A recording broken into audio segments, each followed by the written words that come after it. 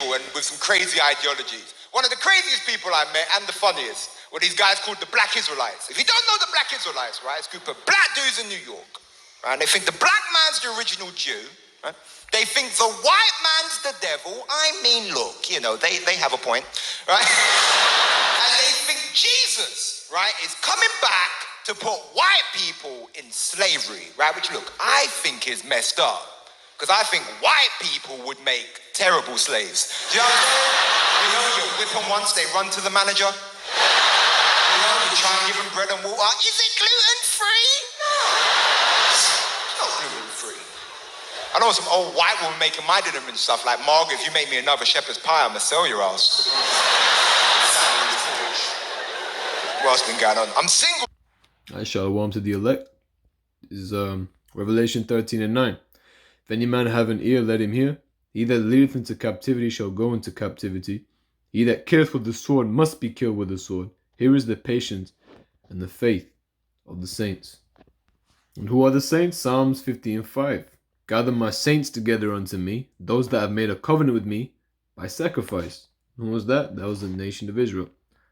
Psalm 148, verse 14. He exalteth the horn of his people, the praise of all his saints, even of the children of Israel, a people near unto him. Praise ye Yahweh. So the saints are patiently waiting for those that led into captivity to go into captivity, man. And now the word's going out, man. Okay, people are hearing about the truth, essentially. He said he hit some Israelites up in New York. I don't know who that was. Could have been a HOI, could have been GMS, could have been really, it could have been quite a lot, anyone really, essentially. You know what I'm saying? Jeremiah 30 and 16. Therefore all they that devour thee shall be devoured, and all thine adversaries, every one of them, shall go into captivity. And they that spoil thee shall be a spoil, and all that prey upon thee will I give for a prey. Okay, there's gonna be a whole switcheroo. Okay, the judgment's gonna be set. People are going to be taken into captivity, man. Psalms 149. Let's read the whole Psalm 149. Psalm 149 and 1. Praise Yahweh, sing unto Yahweh a new song, and his praise in the congregation of saints. Let Yashar Allah rejoice in him that made him. Let the children of Tizayawan be joyful in their Malak. And our king is Yahweh. Let them praise his name in the dance. Let them sing praises unto him with the timbrel and harp. For Yahweh taketh pleasure in his people. He will beautify the meek with salvation. And salvation, in terms of inheriting the kingdom, the promises, the covenants, is for the Israelites. Let the saints be joyful in glory. Let them sing aloud upon their beds.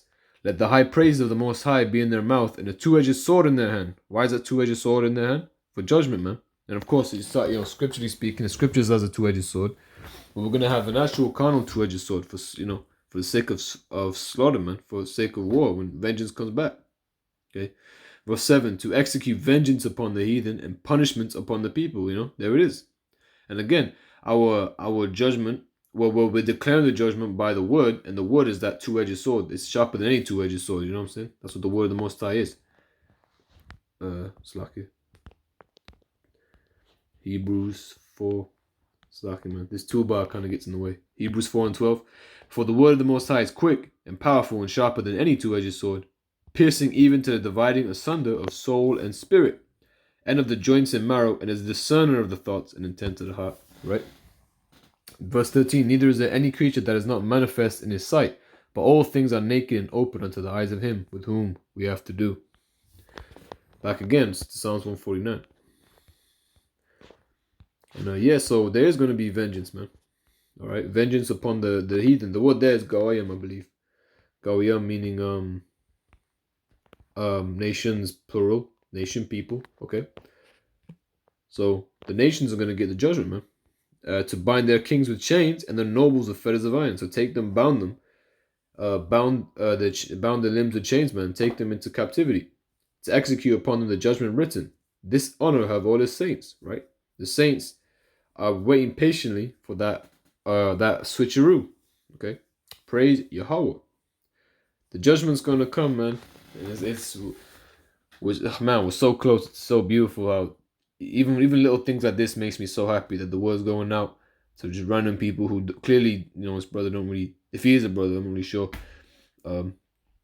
apparently, apparently, as the initial thing he said was, he's met a lot of crazy people and he likened them onto crazy people, and of course he's cracking jokes.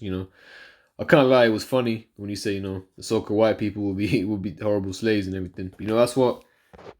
Well, they can't really do nothing about it, man. That's what that Rod of Iron's for, man. You gotta beat out their customs, man. Beat the customs up out of them. This is Revelation chapter 2 and verse 26, Salachia. And he that overcometh and keepeth my works unto the end, to him will I give power over the nations, and he shall rule them with a rod of iron, as the vessels of a potter shall they be broken to shivers, even as I received of my Father. That's all I gotta say, really, for this video. Logo, and this is edifying. All praise, honor, and glory to Yahweh, Bahasham, Yahweh Shai, Bahasham, Rauchak, Wadash. Double honors to the elders and apostles of Great Millstone, who do rule well. Peace and salutations to the hopefully elect scattered across all nations of the earth. Mawafla Babab.